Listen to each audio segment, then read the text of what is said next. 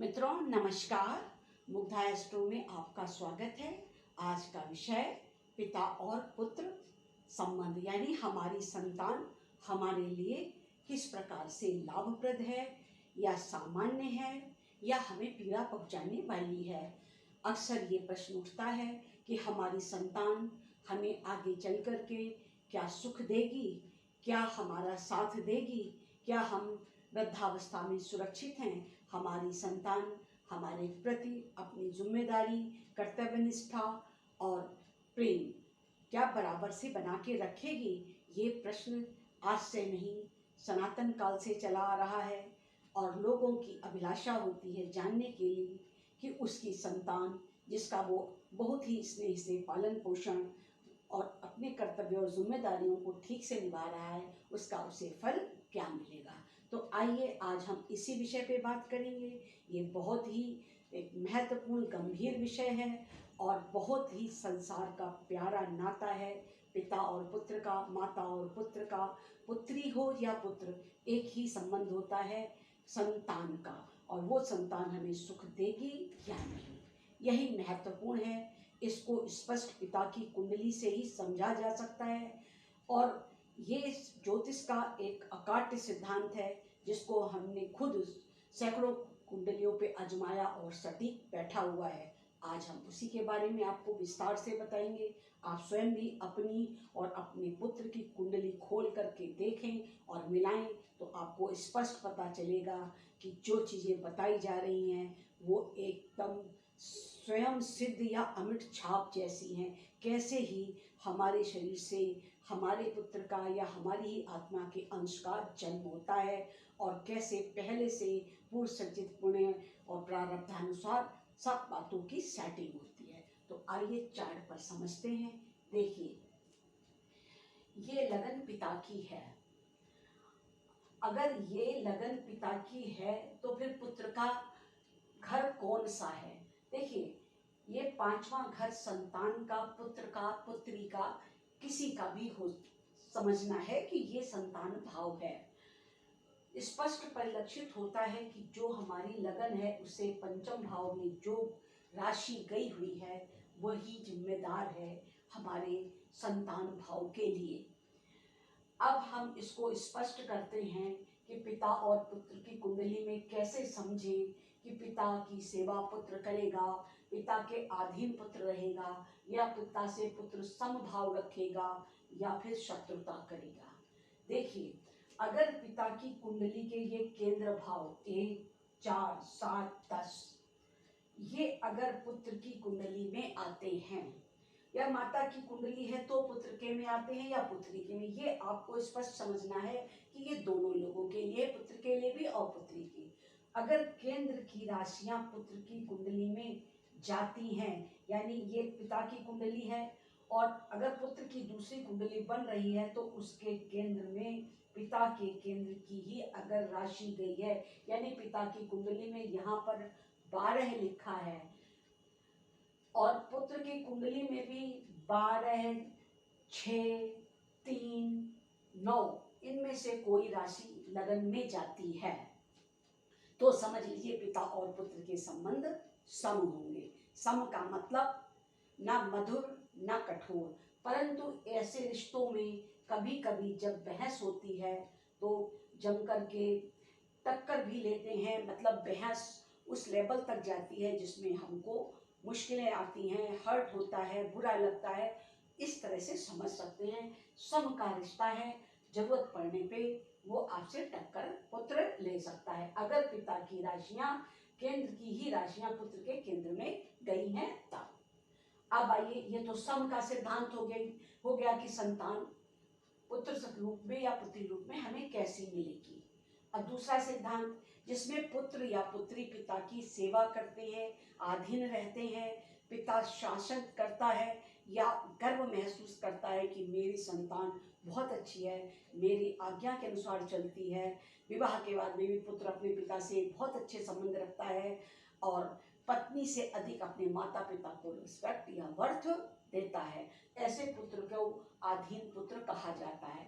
अब ऐसी संतान कब हमें प्राप्त होती है तो देखिए, अगर पिता की कुंडली की द्वितीय घर, तृतीय घर, नवम घर और 11वें घर के ग्रह पुत्र की कुंडली यानी केंद्र में 1, 4, 7, 10 में जाते हैं तो ऐसा पुत्र अपने पिता के अधीन रहता है, यानी उनकी आज्ञा अनुसार चलता है, उनकी देखभाल करता है, सेवा करता है, प्यार होता है। भले ही पिता उसके साथ कुछ खराब व्यवहार कर दे, फिर भी पुत्र अपने पिता को उतना ही सम्मान देता है, आदर करता है कि उसे लगता है कि नहीं, ये हमारे पिता हैं और हमें इनके साथ बिल्कुल अपना पुत्रवत सही आचरण करना है, यानी उनकी देखभाल करनी है, सेवा करना है, उनकी आज्ञाओं का पालन करना है, उनके विरुद्ध नहीं जाना। ये तब सिद्ध होगा कि जब पिता की कुंडली के लिए द्वितीय भाव, तृतीय भाव और नवम और 11 के भावों की राशियां पुत्र की कुंडली में जाएं। अब ये कैसे स्पष्ट करें? देखिए, माना कि यहाँ पर 12 लिखा है पिता की कुंडली में, अब यहाँ 1 आया, यहाँ 2 आया।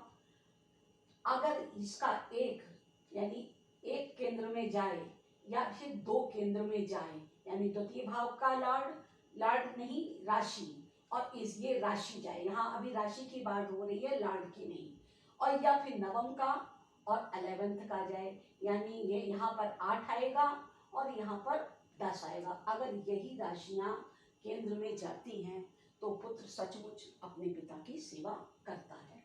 और आगे जाते हैं, मैंने सम बता दिया और आश्रित पुत्र बता दिया। अब हम आपको बताने जा रहे हैं कि कौन से पुत्र शत्रुवत आचरण करते हैं और उनकी अपने पिता से बिल्कुल नहीं बनती। देखिए, अगर पिता की कुंडली से 6, 8, 12 भाव की राशि अगर पुत्र की कुंडली के केंद्र में जाती है, यानी लगन का मालिक बनता है। केंद्र में जाने का मतलब लगने से ही है यहाँ पर, क्योंकि लगन ही अपना प्रेजेंटेशन देता है, बाकी घरों का अपना फल है। तो अगर केंद्र में जाएगी तो लगन में ही जाने पर उसका प्रमुख फल है। तो अगर केंद्र में जाती है यानी 6, 8, 12 की ही गिनती लगन में बैठ जाती है, तब पुत्र शत्रुवत आचरण करता है। यहाँ पर पिता के घर में पुत्र नहीं जन्म ले रहा होता है, एक शत्रु, एक प्रतिद्वंदी, जिसका कि हमारा ऋण है, वो अपना ऋण चुकाने के लिए हमारे घर में हमारे अंश से जन्म ले रहा है। वो पुत्र फिर पिता की सेवा नहीं करता, पिता के साथ लगातार झगड़े करता है और वृद्धावस्था में पिता की उपेक्षा करता है।